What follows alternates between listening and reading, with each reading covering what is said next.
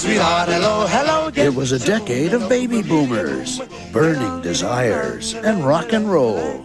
An era that defined a generation. But cracks on the shiny surface began to show. Racial rage spilled onto the streets and into our homes. John Chancellor of NBC News reporting from Little Rock. This is the story of how we were shaped. David Halberstam's The 50s. Next on the History Channel.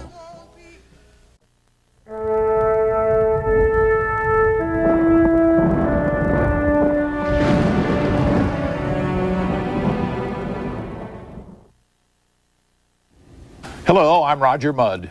Welcome to the History Channel. For the first half of this century, many southern states passed laws that are now inconceivable. Courtrooms had two Bibles, one for blacks, one for whites, to take the oath. There were separate phone booths, elevators, stairways. The races were separate, all right, but they were hardly equal.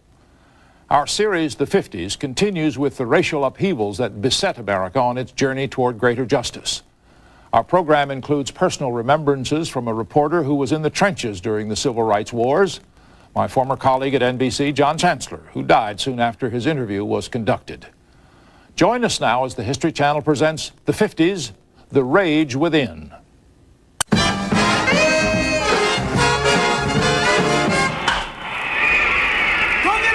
Willie, go get it. What do you mean, go get it? Man, that ball's way in left field. I don't care what field it's in. Willie plays all field. Say hey, say who, say Willie, say hey, say who, scream that's the way, say hey. In 1954, Willie Mays hit 41 home runs.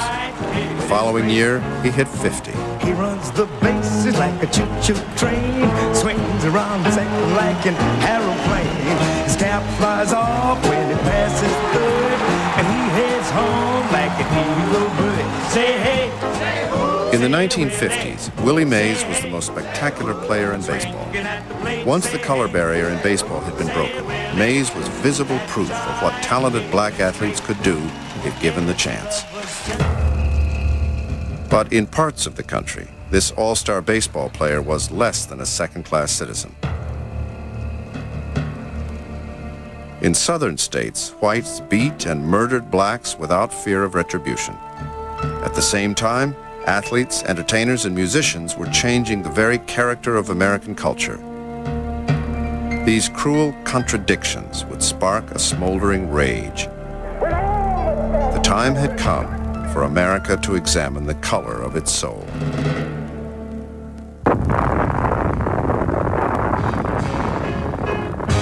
Come on, baby, let the good time roll. Come on, baby, let me thrill your soul. Come on, baby, let the good time roll. Roll all night long. Come on, baby, yes, this is it. This is something I just can't miss. Come on, baby, let the good time roll. Roll all night long. Come on, baby, while the thrill is on. Come on, baby, let's have some fun. Come on, baby. I'm dreaming of a white Christmas, just like the ones I used to know. By and large, we remember the 1950s through images, movies, advertisements, and newsreels. In these Technicolor memories, the characters are all white. The 15 million blacks then living in the United States almost never appear.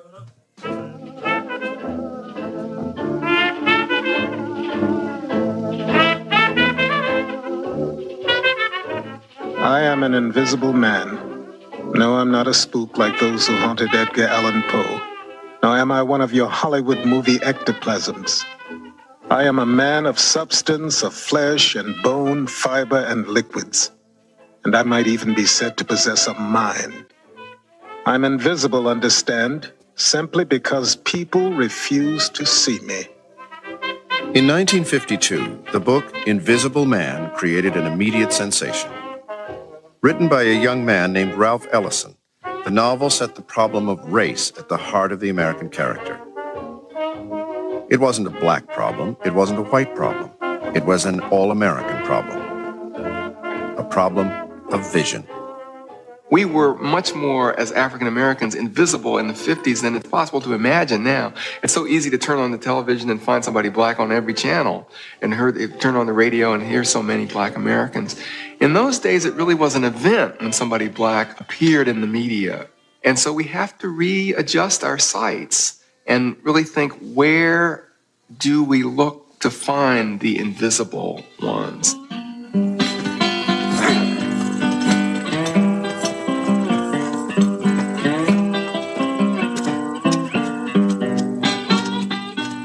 So invisible were blacks that American whites simply did not see one of the largest and most rapid internal migrations in history. Starting in the beginning of the century and accelerating in the 40s and 50s, over 6 million African Americans would leave the southern states to settle in the great cities of the North and West, particularly Chicago. Many were fleeing the injustice in the South. Many left because the picking jobs in the southern cotton fields were replaced by machines. In the North, the great factories and mills were desperate for workers, no matter what their color. Cities like Chicago offered one thing the South could not: good jobs. Chicago was, in fact, the promised land. It was beyond the land of hope. The dreams became realized. Don't mean a thing if you ain't got that swing. There were plenty of clubs, jazz clubs. Got to know Louis Armstrong and Ella Fitzgerald and Billie Holiday just standing on the corner. So it was a world within a world. Just give that rhythm every little thing you've got. It don't mean a thing if you ain't Not being seen has been an advantage.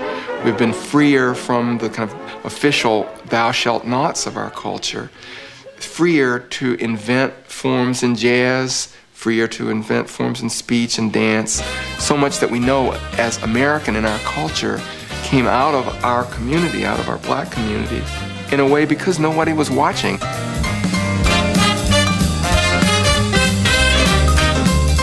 Chicago was a world apart from the life that African Americans had left behind in the South. These two worlds were about to collide.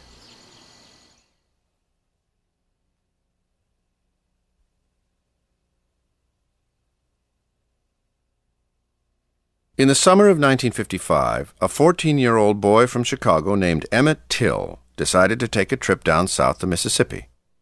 He traveled with a cousin, Wheeler Parker, who had grown up in the South and knew the danger of not obeying the laws of segregation. If you lived there, it was like entrenched in you, the rules. But if you didn't, you could break them without knowing that you were breaking them. In Mississippi, Emmett Till and Wheeler Parker went to stay with Parker's grandfather, a sharecropper named Mose Wright. My grandfather was a unique man. He was like the head of his house, you know. When he spoke, everybody listened. He was the man, so to speak. Once we arrived in the South by car, we went to my grandfather's house, which is in Money, Mississippi. So we had a lot of fun, you know. You fish, you hunt, and you ate, and you sit out on, you know, by the wood pile telling jokes. You know, Emmett loved jokes, so he would pay people to tell jokes. Only time you would go to town is like the weekends, like we did. The town of Money was dirt poor. But for Emmett Till and Wheeler Parker, it was a place to go. The only store in town was Bryant's Grocery. Today, the store is a ramshackle monument to a brief moment shared by two people on a hot August day. Emmett Till and the wife of the store owner, Carolyn Bryant. Known as a local beauty, a Crossroads Marilyn Monroe, Carolyn Bryant was alone in the store that day when Emmett Till walked in. What happened next is a mystery. According to Bryant, Till flirted with her, saying, "Don't be afraid of me, baby. I've been with white girls before." Emmett may have said something or just whistled at Bryant. Whatever happened, a line was crossed that was invisible to the 14-year-old boy from Chicago. When Carolyn Bryant ran to get a gun, the boys quickly left in their truck. Emmett begged us, he said, don't tell, I call him Papa, my grandfather was right, I don't want you to tell him. So we decided we wouldn't tell him. And there was a girl that she said, you're gonna hear some more from this. This is not over, I know those people. They're those kind of people, you know. She said, you're gonna hear some more.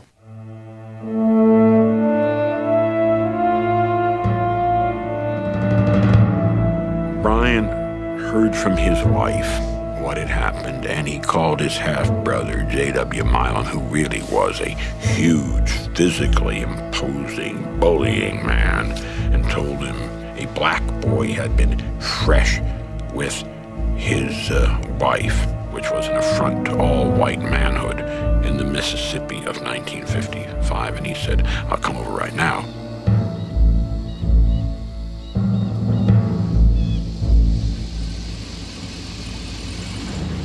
Sunday morning, about 2:30, someone called at the door. And I said, who is it? And he said, this is Mr. Bryant. I want to talk with you and the boy. And when I opened the door, there was a man standing with a pistol in one hand and a flashlight in the other hand. I can't remember if I heard the knock. What I do remember, they're talking to my grandfather. And they say, you got two boys here from Chicago, and we want to see the one that did the talk at the store. In my mind, I said, I'm gonna die. I think the whole bed probably was shaking, you know. And Emmett just wasn't afraid. He didn't know the danger he was in. And he wanted to put his socks on. They started cursing him, you know. And he was saying, yeah, said no, and they didn't like that. You don't say yeah, no to white people in the South. It was yes, sir, no, ma'am, yes, ma'am, you know, at that time. And they marched him to the car, and they asked someone there, was this is the right boy? And the answer was, he is. And they drove toward money. That was the last time anyone saw Emmett Till alive. A few days later, a boy fishing found Till's body in the Tallahatchie River, snagged on a root. A 75-pound cotton gin fan was tied to his neck with barbed wire. His face and body were badly mutilated, but he was identified by the ring on his finger.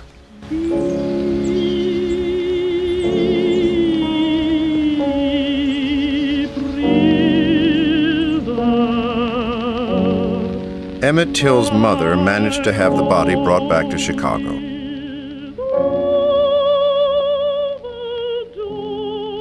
When I went to see Emmett, every bone in my body turned to steel. And as I began to identify pieces and bits of him, such as the few remaining teeth, such as the ear where half of it was missing, and the one eye that was left. One was gone, and the one that was left, I could tell that that was Emmett's eye because I knew the color. And Mr. Rayner wanted to know, did I want him to retouch the body if I wanted him to fix it? And I told him, no, you can't fix that. I said, I want the world to see what I have seen.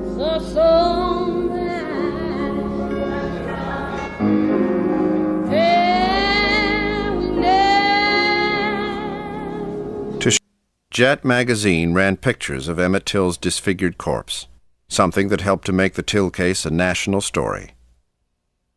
It's my opinion that the guilt begins with Mrs. Bryant, and I want to see Mrs. Bryant punished, her husband, and any other persons that were in on this thing.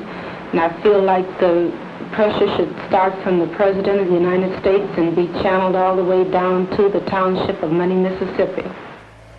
The spotlight now shifted to Mississippi. For the first time, Southern racism was a national story, as reporters from all over the world streamed into the little town of Sumner, Mississippi.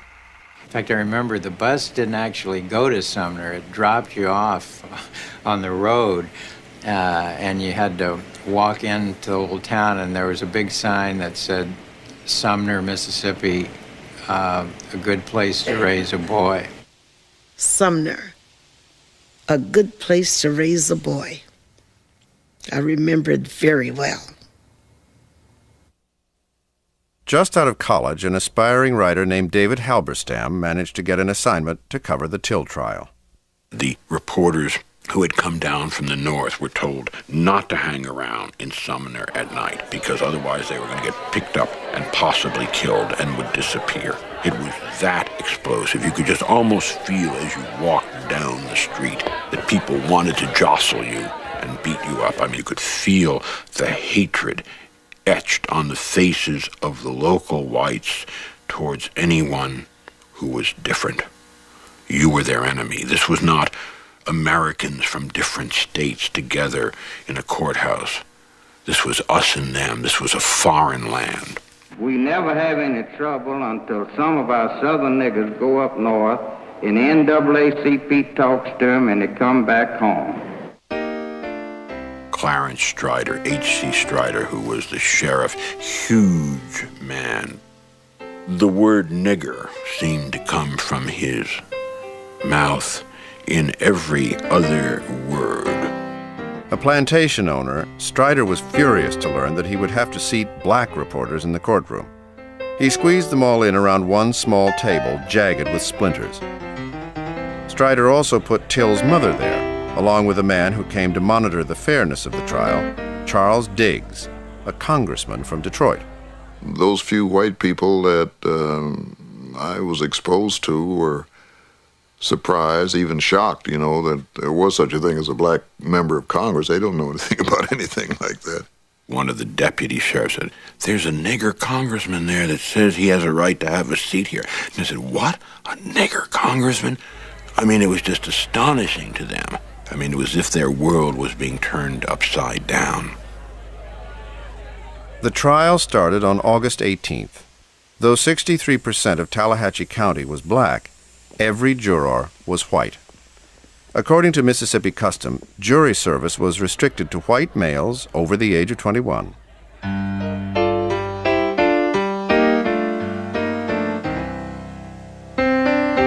I remember their contempt for the process.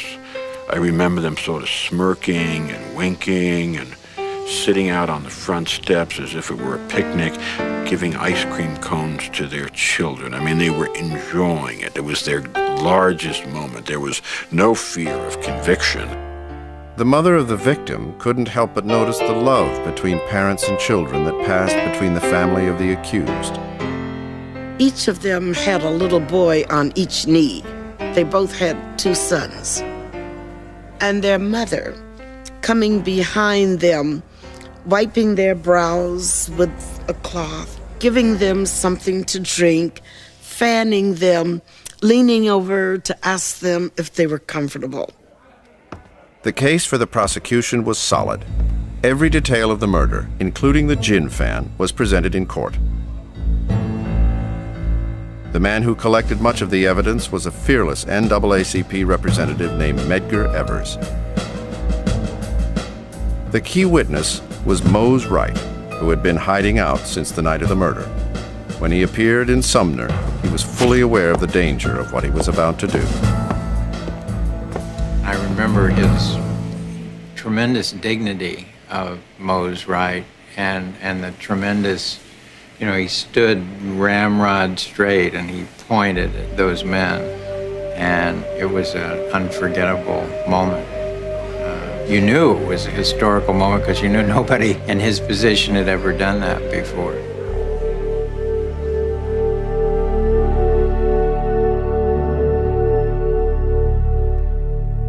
When the defense gave its closing argument, I remember one of the last things they said was, "I know that every last Anglo-Saxon one of you will have the courage to bring back a verdict of not guilty and set these men free." After a 5-day trial, the jury retired to make its decision. To give the illusion of some deliberation, the 12 men paused to share a soda pop. Only 67 minutes after they left the courtroom, they returned with their decision: not guilty.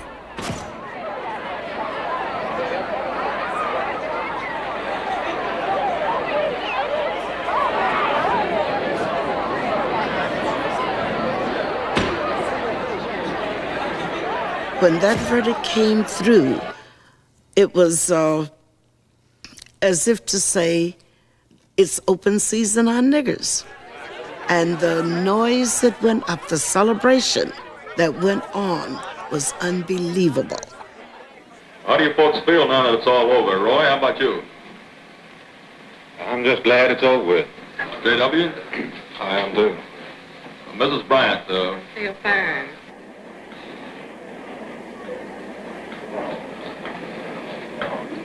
It was scary. It was like, here we are.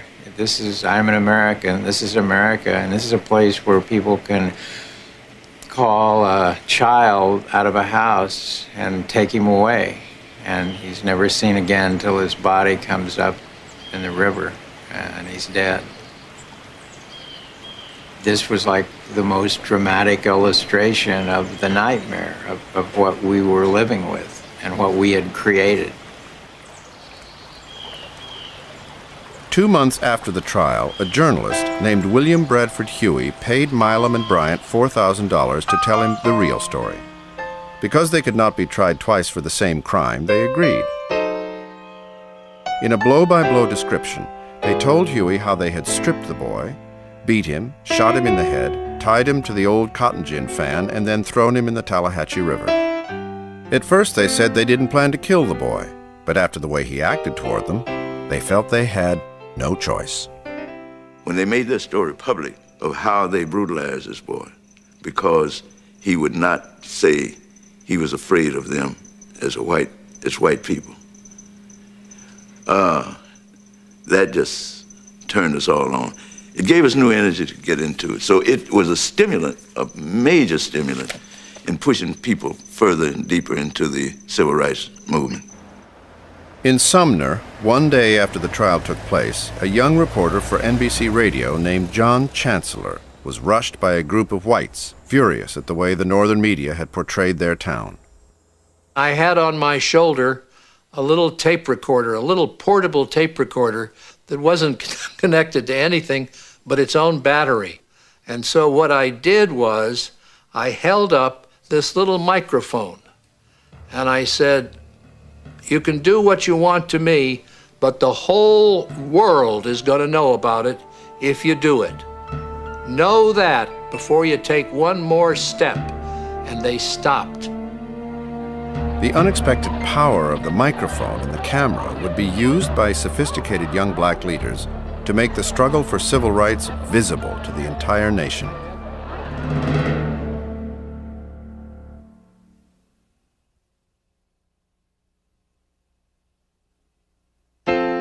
On December 1st, 1955, a seamstress named Rosa Parks was arrested for refusing to give up her bus seat to a white man. It seemed like an isolated incident.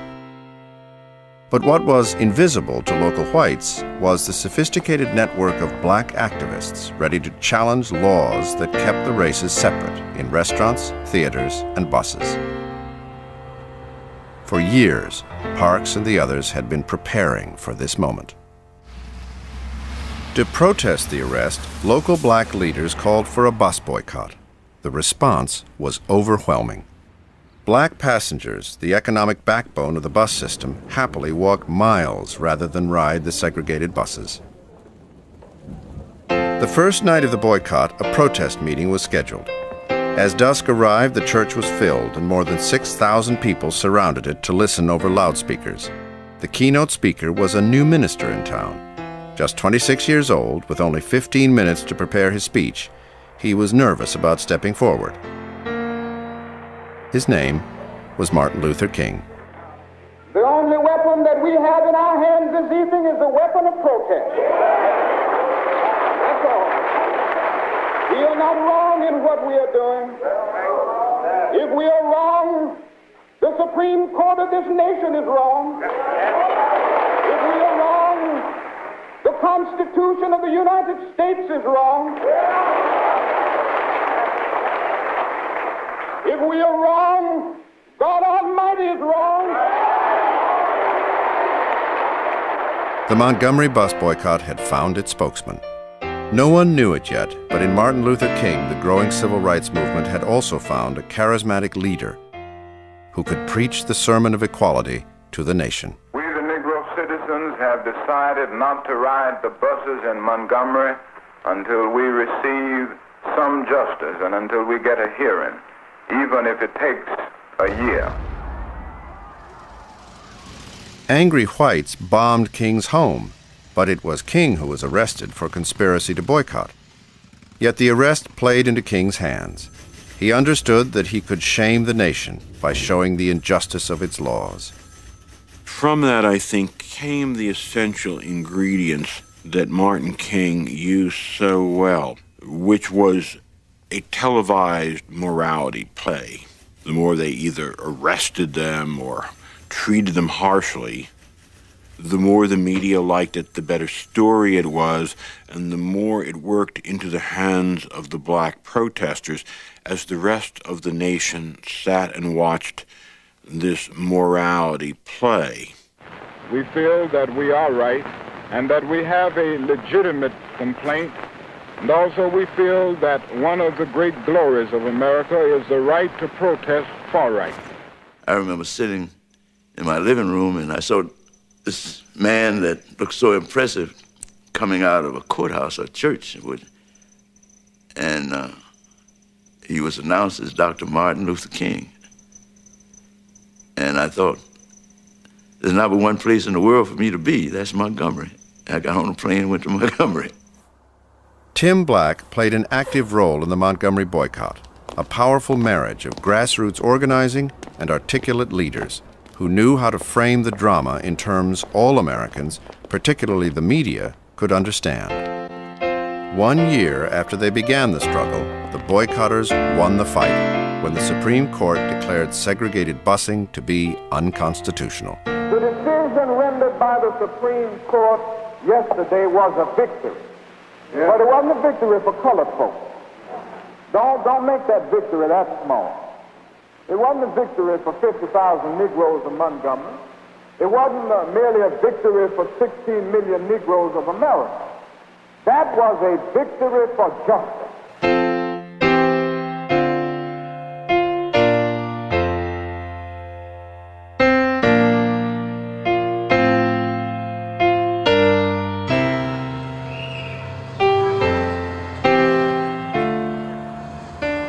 The Till trial had been Act 1. Montgomery was Act 2.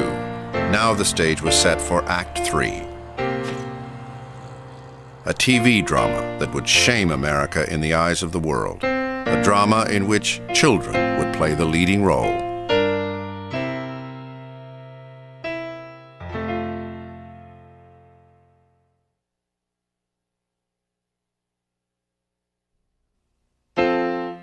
In 1954, the Supreme Court decision of Brown versus Board of Education had declared that segregated schools were unconstitutional.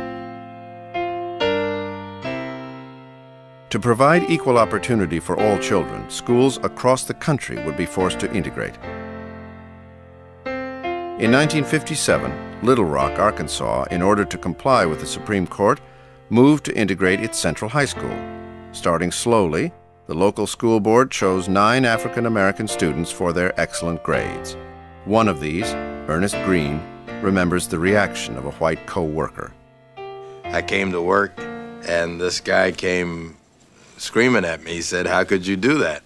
And I had a perplexed look on my face. I said, "Do what? What are you talking about?" He said, "You seem like such a nice guy, and now you go and screw up our relationship." And that fellow was like probably any number of other whites in the South, baffled by why anybody black would want to change the social order. I thought it was my right. The minute they walk in, they walk out. Mm-hmm. And it's not right. They have schools just as good as ours. It would be This popular resentment did not escape the notice of Orville Faubus, the governor of Arkansas. Seeking re-election, he would find a dramatic way of courting the segregationist vote. He was not a racist. I don't think he was motivated by any kind of animosity toward blacks. On the other hand, he was expedient. He used the race issue when it served his purpose. But equally important, in some cases perhaps even more important, was what I always used to define as the ain't no son of a bitch gonna tell me what to do syndrome. Units of the National Guard have been and are now being mobilized with the mission to maintain or restore the peace and good order of this community. Faubus used the force of the Arkansas National Guard to prevent any black students from entering Central High School.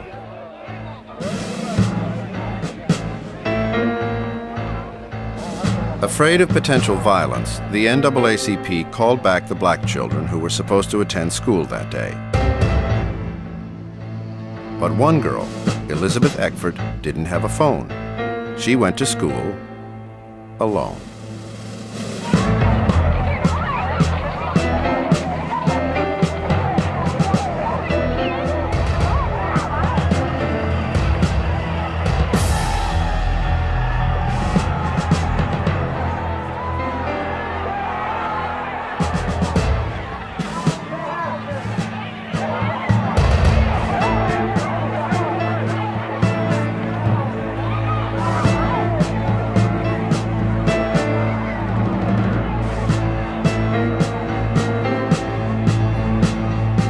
A white woman intervened and managed to escort Elizabeth Eckford to a nearby bus.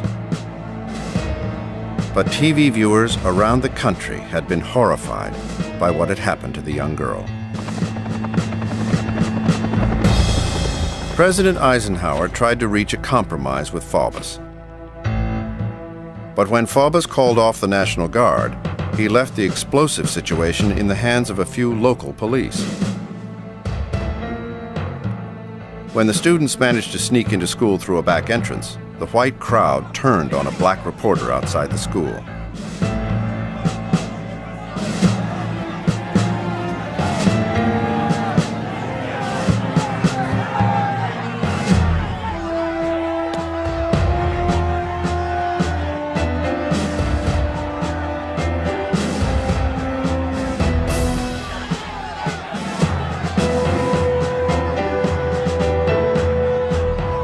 In the Cold War with the Soviet Union, the United States promoted the justice of the American way. Now, to a watching world, American ideals seemed little more than a sham. That night, President Eisenhower addressed the nation. Our enemies are gloating over this incident and using it everywhere to misrepresent our whole nation. We are portrayed as a violator of those standards of conduct which the peoples of the world united to proclaim in the Charter of the United Nations. Mob rule can not be allowed to override the decisions of our courts.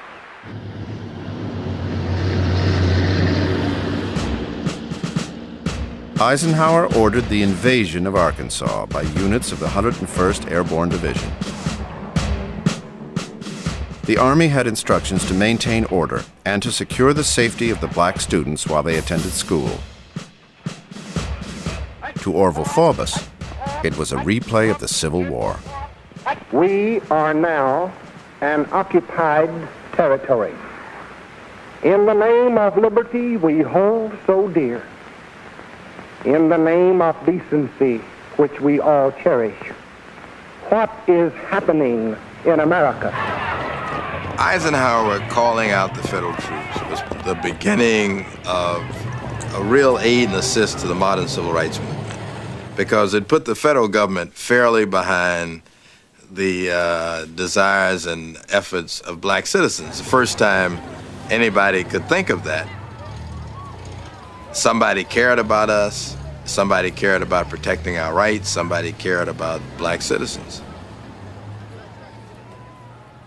Every day, The soldiers escorted the children to school in a convoy of jeeps mounted with machine guns.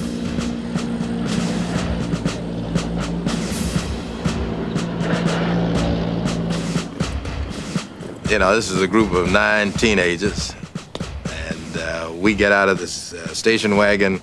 They have cleared the street. We're surrounded by a cordon of soldiers with bayonets drawn, marching up to the front of the steps.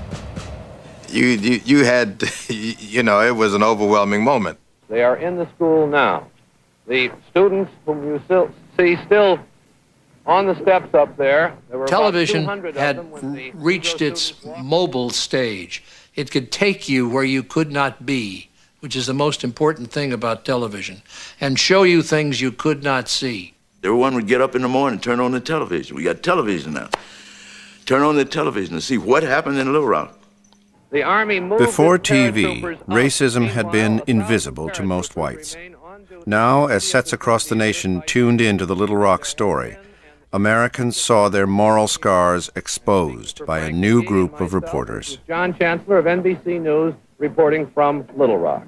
I must say I was very pleased to see the 101st Airborne marching down that street. I hated the feeling that I was taking sides, but every reporter has a heart, and mine just soared. I saw not just the troopers coming down the street, I saw the Constitution of the United States coming down that street. These new reporters are not just reporters, but on a story of this moral intensity.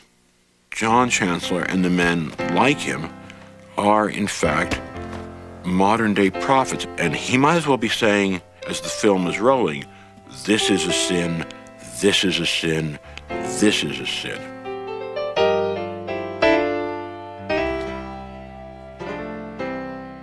The drama of Little Rock continued on throughout the year.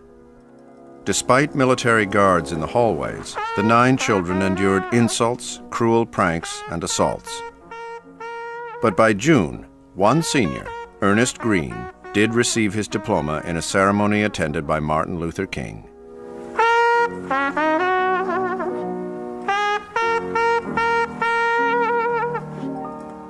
No less a mild, entertaining figure as Louis Armstrong, the great trumpet player, made the statement, if the United States can't take care of those little children, to hell with the United States.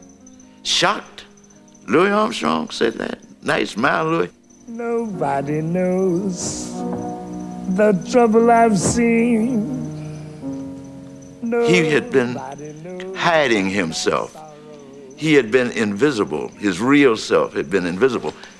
And suddenly he becomes visible as the real Louis Armstrong. Not only could play trumpet, but he could be a man.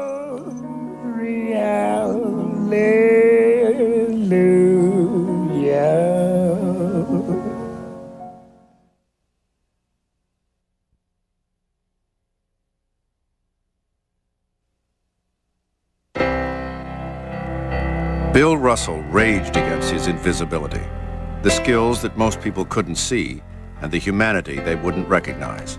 He wanted to be seen, not just as a player, but as a man.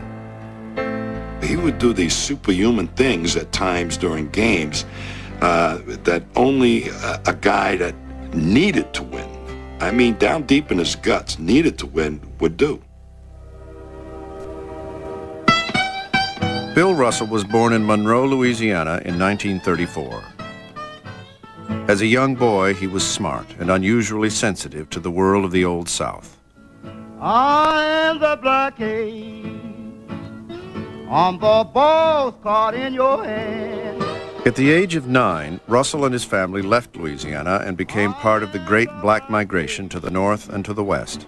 The long train ride to Oakland, California made a big impression on the young Russell, whose lifelong fondness for trains was linked to a sense of possibility stirred by his journey out of the South.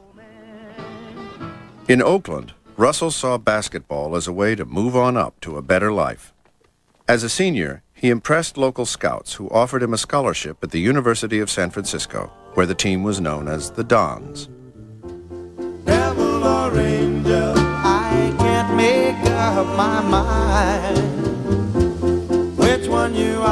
The University of San Francisco in the early 50s was not a big basketball power or program. They didn't have their own gym. They were called the Homeless Dons. And Russell's scholarship was not a great deal. He had to wash dishes and work in the cafeteria and have a job while he was there. So they were not a perennial power by any means when he walked on the campus. Russell quickly adapted to college life. As a star basketball player, he was idolized on campus. It was a heady time. Then the team took their first trip down south to Louisiana. Number 4 on the USF team was Casey Jones. One player on the team had never been south, Gene Brown, raised in San Francisco. And we're having fun with this, the blacks and white players. We're having fun with the slave thing, with the sit in the back of the bus thing, and we were laughing and joking about it. But as soon as the plane landed in New Orleans, and we stepped off the plane into the lobby, all of a sudden this gray cloud came down and this frown came on the black players' faces. These signs up there, whites only, blacks only, the water fountains. Gene Brown had to go to the restroom. He came back crying because he saw the signs up there. We were upset about this atmosphere of you're less than a human being.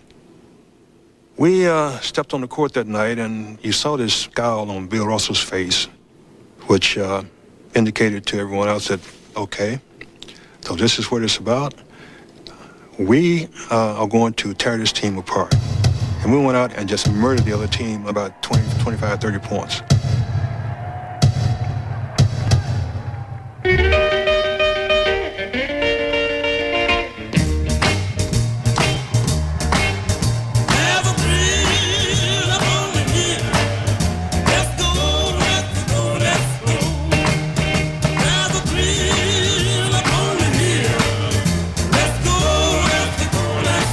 No one had ever seen a player like Bill Russell before. He was a big man who ran. His defense was so good, it became an offensive weapon. Though his shot was gawky, he was so fast and so smart, he was still a big scorer. Remember the Chief with Jack Nicholson in One Flew Over the Cuckoo's Nest, and Nicholson would station this gigantic Indian man down beneath the basket and say, Chief, catch the ball, put the ball in the basket. That's the way the game was played, and you had these behemoth guys under the basket. They weren't very mobile. It didn't matter. They were taller than everybody else and could score. Russell comes in, and a guy who was also tall, who's very mobile, very quick, and he changes their shots. Their shots are blocked all of a sudden. These guys are surprised. This man's blocking their shots. You block shots, you get the rebound, then behind that comes a fast break. And that first time I was involved in fast break was at USF.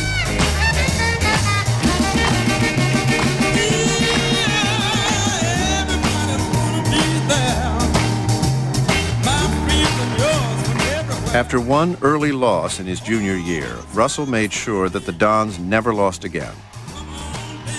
They won 55 games in a row and 2 national championships. At the end of his senior year, Russell's extraordinary success led to speculation. What pro team would he play for? The Harlem Globetrotters cutting capers in Madison Square Garden. A little wizardry in the pregame workout. At a time when the NBA was mostly white, a novelty team called the Harlem Globetrotters drew many of the most talented black college players. Though the Globetrotters made Russell a good offer, he wasn't sure he wanted to play the clown. Bill was insulted by the fact that the general manager of the Harlem Globetrotters chose not to speak to Russell himself. He talked to his coach. And Bill found this very insulting, and that was it. Red Auerbach, the coach of the Boston Celtics, respected Russell's intelligence. He signed him because he saw what others did not. Russell was a new kind of player for a new kind of game. At the time, the Celtics had a great ball handler named Bob Cousy. They had a good outside shooter named Tom Heinsohn. But they needed somebody to get them the ball, to play defense and rebound. The missing piece was Bill Russell. Jim Danny to the rescue. Jim Danny to the rescue. Jim Danny to the rescue. Go, Jim Danny. Go, Jim Danny. Complemented the skills that we had in place completely. He added a dimension to the game, shot blocking that had never been witnessed before. That's right, of course. Jim Danny to at 6'9½" or whatever. He was literally as quick as a cat. And he caught everyone by surprise, the entire basketball world, the NBA, the Celtics.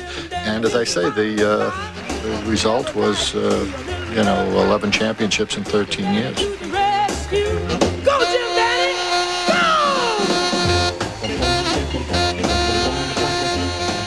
He was one of the greatest competitors, maybe the greatest competitor I ever saw play. For whatever psychological reason, he needed to be the best. He would actually get physically ill before ball games.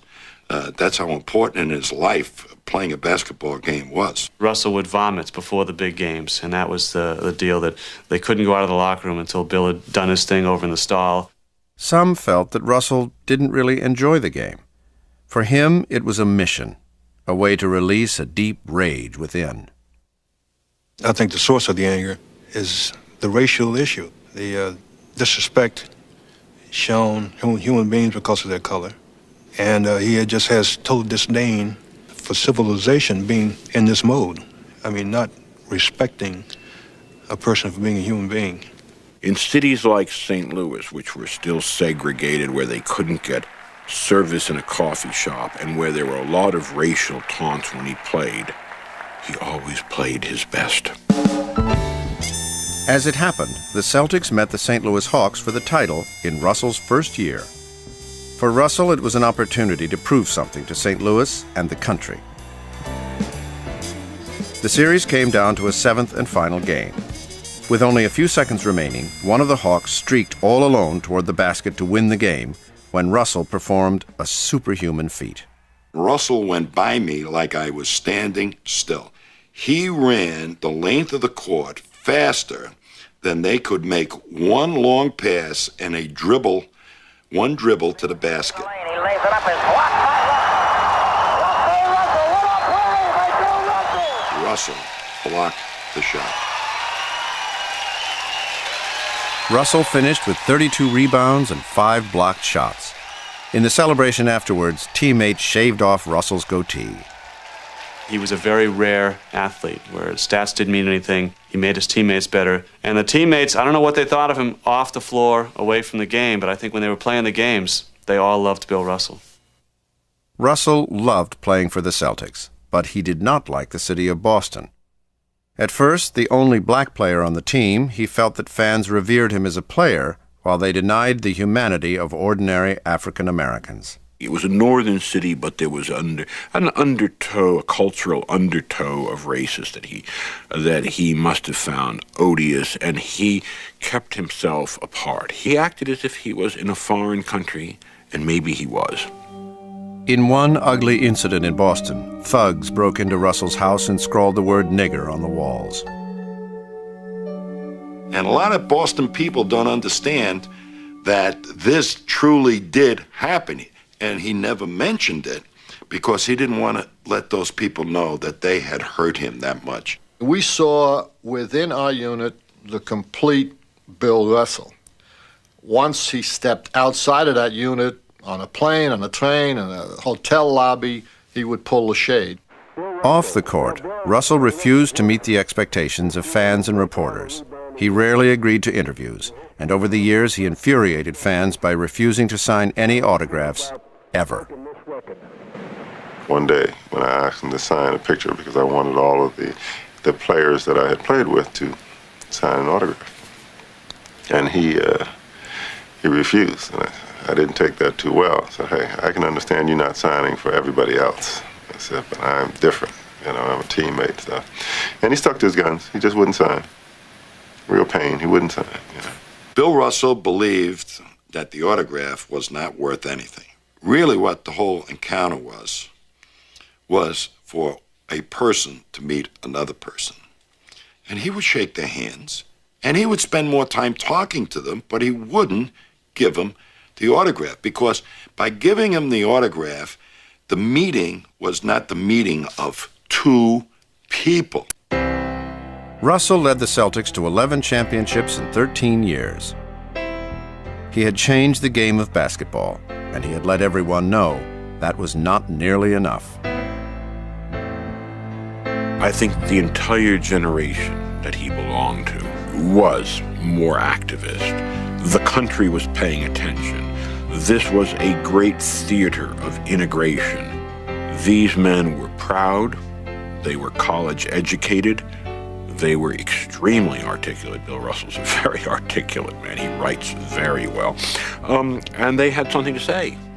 And they were superior citizens, and they were angry. In 1963, Medger Evers, the man who had done so much to collect the evidence in the Emmett Till case, was murdered by a white supremacist. In a demonstration in Boston, Bill Russell turned out to make a public declaration of his outrage. Later, he went down south to protest the murder of 3 other civil rights workers. In August, he was at the forefront of Martin Luther King's March on Washington. America was still divided into black and white worlds, but now there was a difference. Both were beginning to see each other more clearly. The invisible had become visible. I have a dream.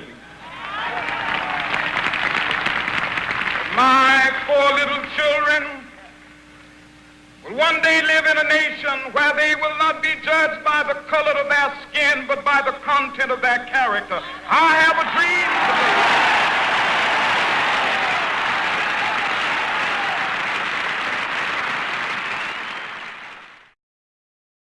Throughout his days as player, coach, and executive, Bill Russell maintained his strict no autograph policy. But he had a change of heart in 1994. He agreed to sign autographs in Boston, charging fans $495 for his signature on a basketball. The take for 4 hours' work, $150,000. Now here's a look at our next episode of the 50s. 2 more 50s revolutionaries. Elvis Presley changed music forever. Jack Kerouac ushered in the Beat Generation.